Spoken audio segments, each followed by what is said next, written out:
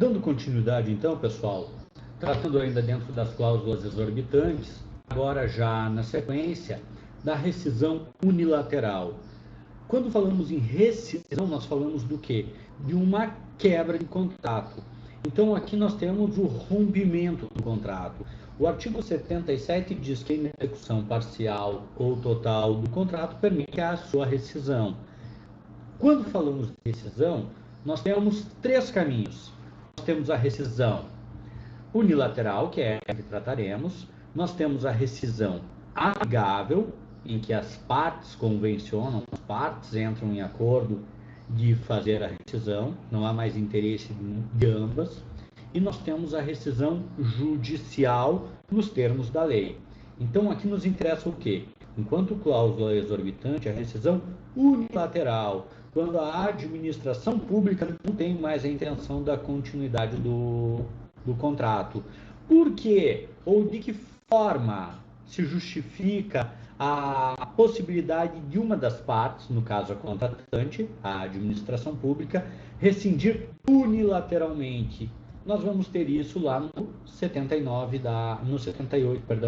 da Lei de Licitações de Contratos. Mas antes de chegarmos nisso, rescisão unilateral. Nós temos por inadimplemento do contratado, caso em que a rescisão é promovida sem indenização, ou seja, se foi o contratado que deu causa à rescisão, que ensejou os motivos que fizeram com que a administração pública aplicasse tal cláusula, nada mais justo do que rescinda-se o contrato e não só ele não tenha direito à indenização, como há que se apurar a responsabilidade eventual dele, para ele sim, o contratado, eventualmente indenizar a administração pública. Devido ao desaparecimento do objeto, a insolvência ou falência do contratado.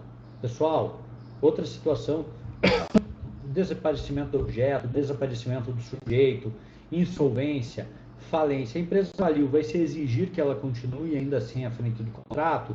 Se a empresa faliu, ela morreu, não tem como exigir cumprimento do contrato. Rescinde unilateralmente o contrato e se busca, dentro das vias legais, a empresa adequada ao cumprimento do remanescente da obra ou até mesmo da integralidade do objeto, conforme a situação estiver. Imagine ainda que haja um contrato celebrado com uma pessoa, um contrato personalíssimo, e que essa pessoa venha a óbito. Não tem condições de se exigir do falecido o cumprimento do contrato. Então, também, desaparecimento do objeto, desaparecimento do sujeito, insolvência ou falência do contratado. Mesma situação, rescisão sem indenização. Agora, nós temos a terceira causa, que são as razões de interesse público. E aí, se a administração quer rescindir porque não entende mais conveniente ou não entende mais oportuno a execução daquele contrato, vamos convir que o particular, se é pessoa física ou jurídica, já deve ter feito um planejamento, contratou pessoas, teve gastos na licitação, enfim, muitas vezes já pode ter antecipado a compra de bens, de equipamentos. A administração pública poderá ter que indenizar. Então, quando a rescisão se der por inadimplemento do contratado ou por desaparecimento do objeto, a administração pública utilizou de uma prerrogativa que a lei lhe faculta, todavia não tem que indenizar o particular. Agora, se ela optar por rescindir unilateralmente alegando interesse público, ela poderá ter que indenizar. O contratado não deu causa, não ensejou a razão da rescisão unilateral. Temos ainda o caso fortuito ou força maior, desde que a situação esteja devidamente comprovada e se garanta a indenização ao contratado. Entrando na análise do que está na lei, nós temos o artigo 78 que apresenta um rol amplo de situações que constituem motivo para a rescisão do contrato. Observem como elas vão se distribuir entre aquelas situações que nós acabamos de ver. Inciso primeiro, constitui motivo para a rescisão do contrato o não cumprimento de cláusulas contratuais, especificações de projetos ou prazos. Basicamente, a causa aqui é inadimplemento do contratado. ele não está cumprindo o contrato, constitui ainda motivo para a rescisão do contrato o cumprimento irregular de cláusulas contratuais e especificações. Veja, ele não se quedou inerte, mas ele está fazendo em desacordo com aquilo que foi pactuado com a administração pública, ou ainda a lentidão do seu cumprimento, levando a administração a comprovar a impossibilidade da conclusão da obra, do serviço ou do fornecimento nos prazos estipulados. Lembra vocês, nós temos um projeto básico, um projeto executivo e nós temos cronograma a ser cumprido, datas, metas, prazos. Se a administração demonstrar, aferir e demonstrar que o projeto não está cumprindo aqueles prazos e que fatalmente não irá atender ao que foi pactuado, ela também vai poder fazer a rescisão unilateral. Pessoal, tudo isso eu quero deixar bem claro, deverá ser precedido de processo administrativo e deverá ser garantido ou assegurado o direito à ampla defesa e ao contraditório. Não pode a administração simplesmente atribuir algo ao contratado e rescindir. Ela terá que instaurar processo administrativo, terá que demonstrar que não está havendo cumprimento das cláusulas contratuais, que está se cumprindo, mas de maneira irregular, ou então que há grande lentidão na execução, e aí sim rescindir unilateralmente. Não é simplesmente, não quero mais, está rescindido. Tem que instaurar processo administrativo. Além disso, nós temos a possibilidade de rescisão face ao atraso injustificado no início da obra, serviço ou fornecimento. A paralisação da obra, do serviço ou do fornecimento sem justa causa e sem prévia comunicação à administração. A subcontratação, e isso nós já falamos antes, que o contrato tem característica personalíssima, que via de regra não é permitida a subcontratação, mas que eventualmente, se o edital ou se o contrato permitirem, é possível a subcontratação parcial. Digamos que aqui não tem essa possibilidade. Então, a subcontratação total ou parcial do seu objeto, a associação do contratado com o outro, a terceirização, a cessão, transferência total ou parcial, bem como a fusão, cisão ou incorporação, não admitidas no edital ou não previstas no edital e no contrato, seriam causas também para rescisão contratual. O desatendimento das determinações regulares da autoridade designada para acompanhar e fiscalizar, nós já vamos ver o poder de fiscalização, é outra cláusula exorbitante da administração pública, e imaginem, vossas senhorias, que a pessoa designada ou a comissão que está acompanhando, que está fiscalizando a execução da obra ou o fornecimento de bens e serviços, esteja apontando possíveis irregularidades, esteja apontando inconsistências e pedindo que medidas sejam tomadas, e ela não vê a contratada tomar tais atitudes.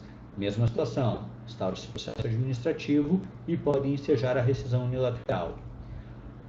O cometimento reiterado de faltas na sua execução, todas elas comprovadas, a decretação de falência ou instauração de insolvência civil, a dissolução da sociedade ou o falecimento do contratado, a alteração social ou a modificação da finalidade ou da estrutura da empresa que prejudique a execução do contrato, razões de interesse público. Olha só, pessoal, nós tivemos as questões de inadimplemento do contratado, nós tivemos aqui a falência, a perda do objeto, a alteração social, enfim, questões atinentes ao sujeito, ao contratado, e agora nós viemos para as razões de interesse público, de alta relevância e amplo conhecimento, justificadas e determinadas pela máxima autoridade da esfera administrativa que está subordinado ao contratante, e exaradas no processo administrativo a que se refere o contrato. Então, razões de interesse público. A supressão por parte, aqui já entra o quê? A possibilidade também de a parte se insurgir em face da administração. A supressão por parte da administração de obras, serviços ou compras, acarretando modificação do valor inicial do contrato, além do limite permitido no parágrafo 1º do artigo 65 desta lei. Aquela alteração unilateral dos valores, do quantitativo, do qualitativo, que nós tratamos no vídeo anterior.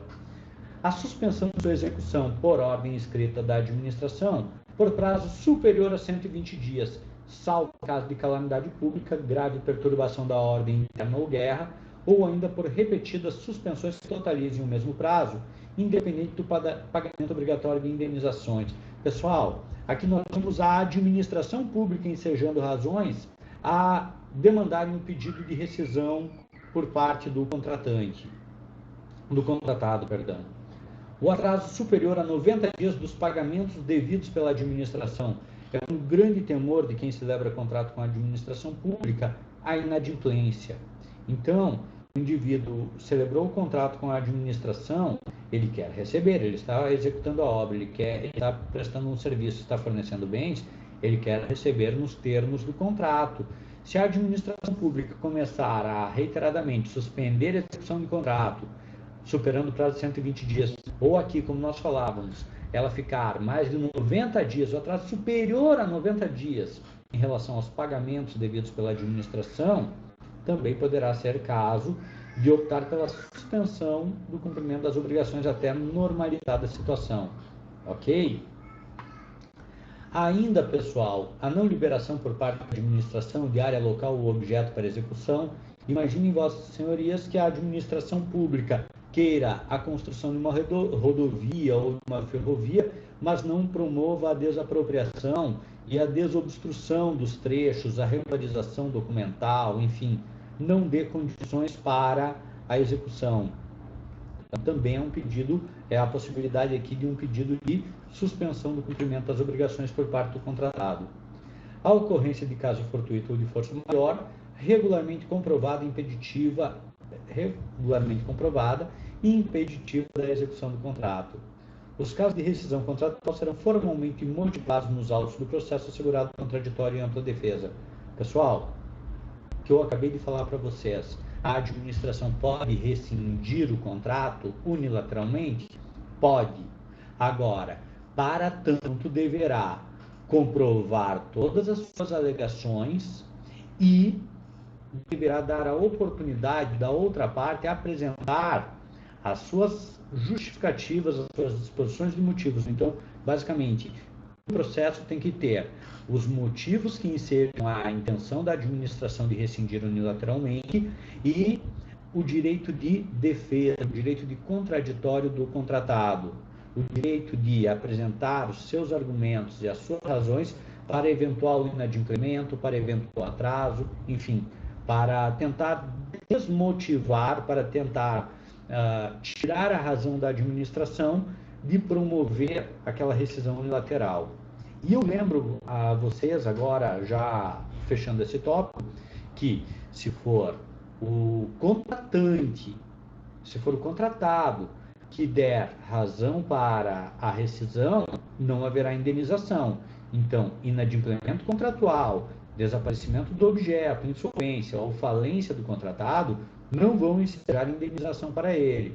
Todavia, se for a administração pública que estiver ensejando a rescisão, alegando, por exemplo, razões de interesse público, ou ainda em função de caso fortuito ou força maior, poderemos ter a obrigação de a administração pública indenizar o contratado. Certo? Dito isso, já passaremos para a próxima cláusula exorbitante, que é a poder de fiscalização da administração pública, tratarmos das garantias e demais situações. Muito obrigado por enquanto, pessoal, e encerro esse vídeo aqui.